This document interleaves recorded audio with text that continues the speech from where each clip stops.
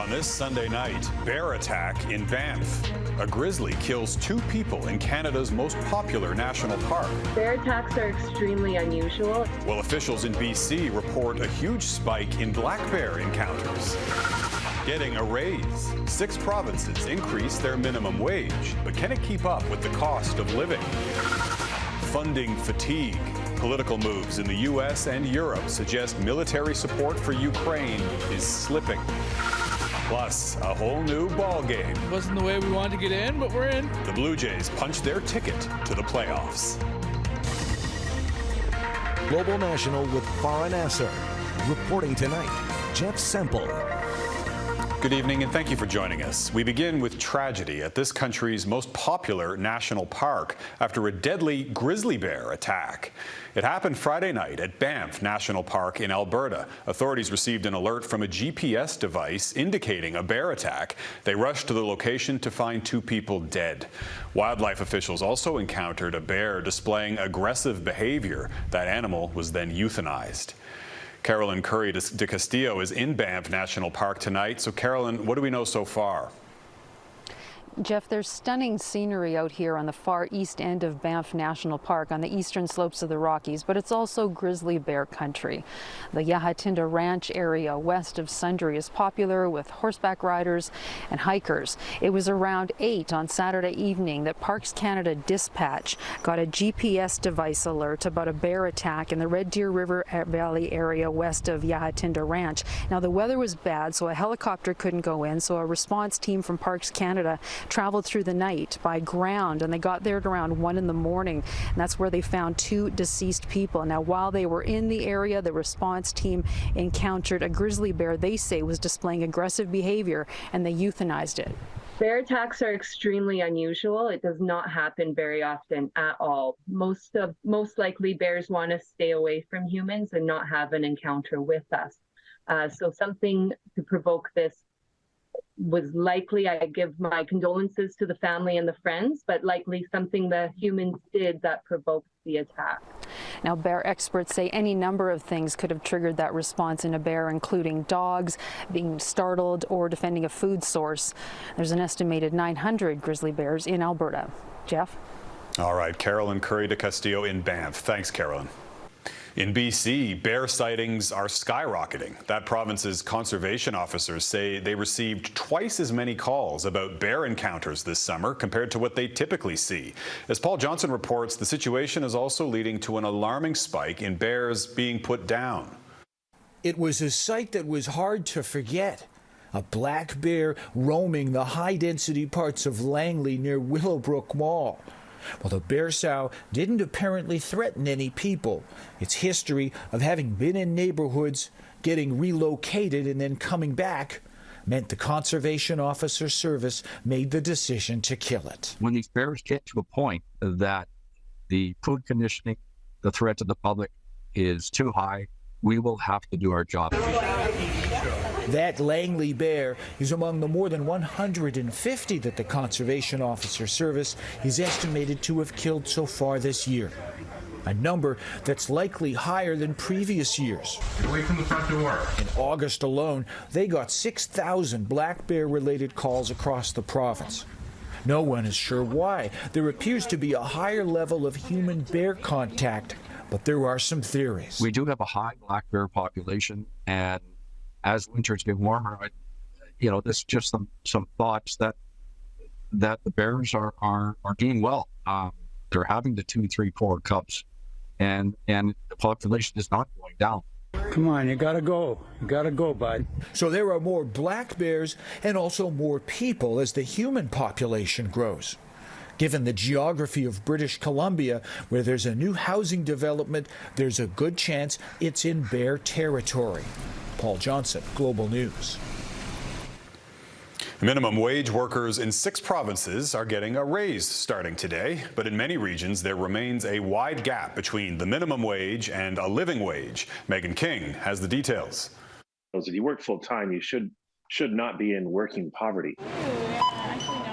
As the cost of living continues to skyrocket across the country, many provinces are implementing minimum wage increases as October begins. While there were no changes to minimum wage rates in the territories, 6 of Canada's 10 provinces are raising their minimum wage. Newfoundland and Labrador, Prince Edward Island, and Nova Scotia are all increasing hourly rates to $15. Ontario's is rising 6.8% to $16.55 an hour. Manitoba's minimum wage is up more than $1 to $15.30, while Saskatchewan is up to $14 an hour, the lowest in the country. As it stands now, we're several dollars below what it would take to actually have a living wage in Saskatchewan. While Saskatchewan has indicated the federal minimum wage will rise again in October 2024 to $15 per hour, local advocates say it's still a long way from a livable wage. We don't think that this increase in the minimum wage is going to make the difference, that really we need to have a plan in place to get us up to what an actual living wage would be. Nowhere in both the province and really the country can you make a living, pay your bills, make ends meet while working full-time, earning a minimum wage even after these increases. On the East Coast, Justice for Workers Nova Scotia member Susan McNeil says the minimum wage needs to reflect growing expenses. People have to work longer hours, like in excess of 40 hours a week, and have more than one job just so they can make ends meet, and even then that is a struggle. Advocates are calling for minimum wages to match the livable wage for a region, ensuring workers are paid enough to make ends meet. Megan King, Global News. Washington is dealing with its own financial pressures. A government shutdown was barely averted before the midnight deadline this morning, but the deal did not include funding for Ukraine, and it may also end up costing the Republican House Speaker his job. Brittany Rosen joins us from Capitol Hill. Brittany. Jeff, a government shutdown was looking inevitable. That is, up until yesterday, when members of Congress here on Capitol Hill worked into the late evening hours to pass legislation that will keep the government open for another 45 days. Kevin McCarthy likely cutting a deal with the Democrats in order to pass that bill, and as a result, his future as Speaker of the House now looks uncertain. The bill is passed. With a vote of 335 to 91, the House of Representatives erupts in applause as bipartisan spending legislation is passed on the eve of a government shutdown. The bill is passed. The bill was quickly drafted and sent to the Senate, where it also passed with just hours to spare. And with the stroke of a pen from U.S. President Joe Biden, the legislation was put into motion. A government shutdown averted. It shouldn't have gotten here in the first place. It's been a day full of twists and turns, but the American people can breathe a sigh of relief. House Speaker Kevin McCarthy likely cut a deal with Democrats to push the legislation through Saturday evening, a move that could cost him his speakership. At this time, next week, Kevin McCarthy is still Speaker of the House. It will be because the Democrats bailed him out, and he can be their Speaker, not mine. He says he's coming for you. Can you survive? Yes, I'll survive. This is personal with Matt. Bring it on. Let's get over with it. The short-term spending bill passed Saturday does not include any new aid for Ukraine, something the White House has said is concerning. But there is hope that will change in the coming months. I'm confident the Senate will pass further urgent assistance to Ukraine later this year. Though Biden hinted Sunday Democrats may have reached a deal with Republicans on support for Kyiv. We're going to get it done. I can't believe those who have voted for supporting Ukraine, overwhelming majority in the House and Senate, Democrat and Republican, will for pure political reasons let more people die needlessly in Ukraine. Congress now has until November 17th to pass permanent legislation to keep the government open. Jeff? Brittany Rosen in Washington. Thanks, Brittany. Manitobans go to the polls this Tuesday. The election will be historic for one of two reasons. It will either see the first woman lead the Progressive Conservatives to a general election victory in that province, or if the NDP prevails, the first First Nations person in Canadian history will become Premier of a province. Global's chief political correspondent David Aiken has a preview. How do you do? I'm Wab Canoe. and I'm running to be your premier. It is the opening line Manitoba NDP leader Wab Kinew has used throughout the campaign that wraps up Tuesday.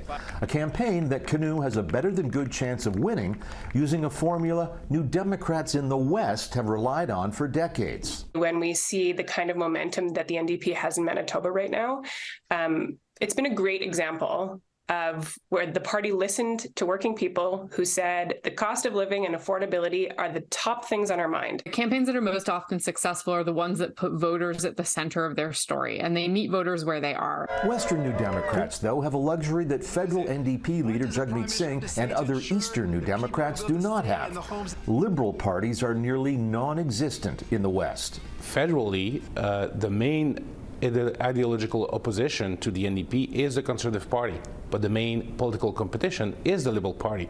So it creates that weird dynamic where, a lot of New Democrat voters want to vote against Conservatives, and a lot of New Democrat voters are looking at Liberals as the way to stop the Conservatives. There's no question that the New Democrats who are in the West have a strong history of pragmatic campaigning and governance, and I think that you're seeing that carried through here.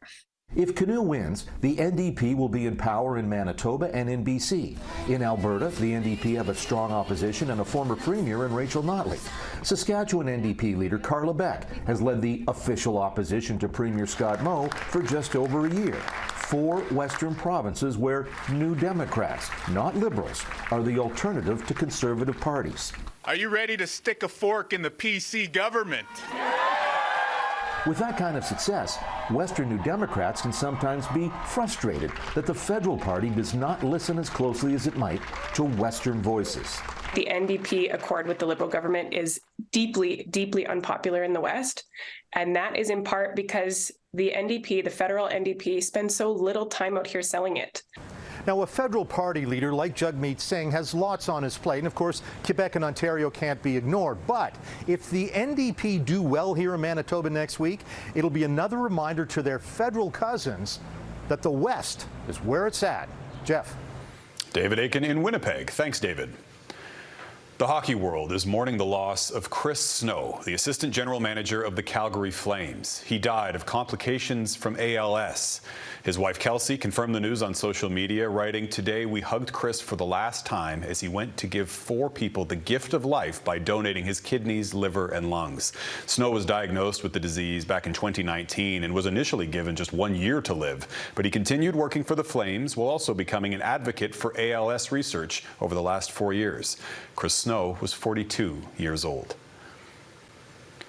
Coming up, ending military aid for Ukraine. Why Slovakia's election result has NATO leaders worried.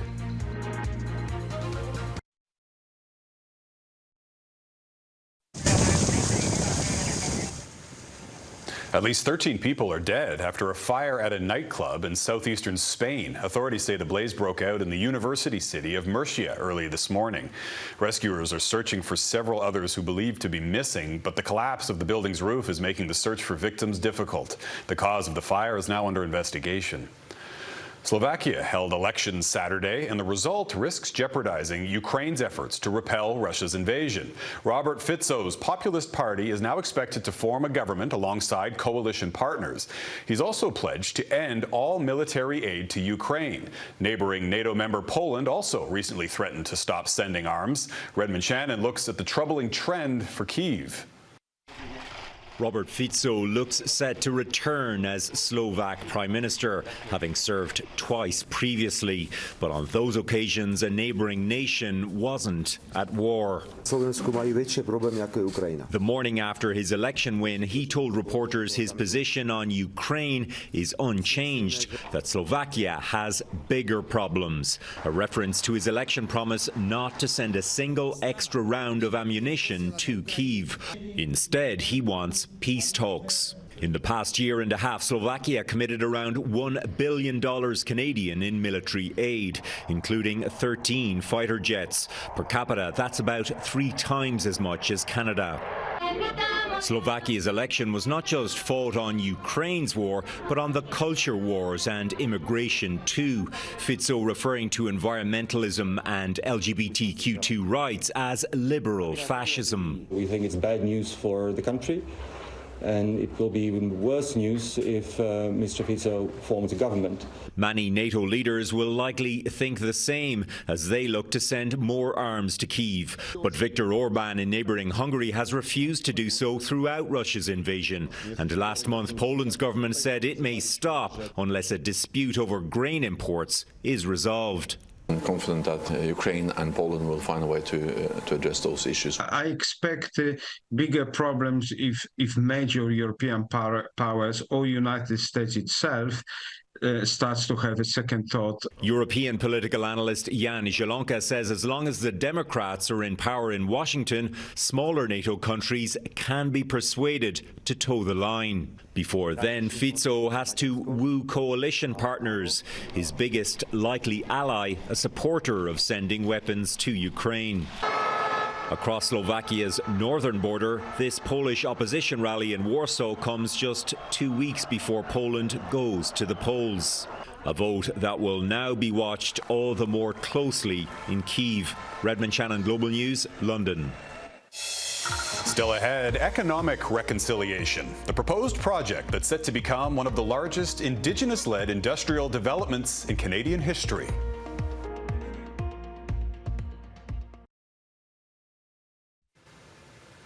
Welcome back. On the heels of National Truth and Reconciliation Day, a BC First Nation is hoping to advance what's been dubbed economic reconciliation, specifically a proposed Indigenous-led liquefied natural gas project.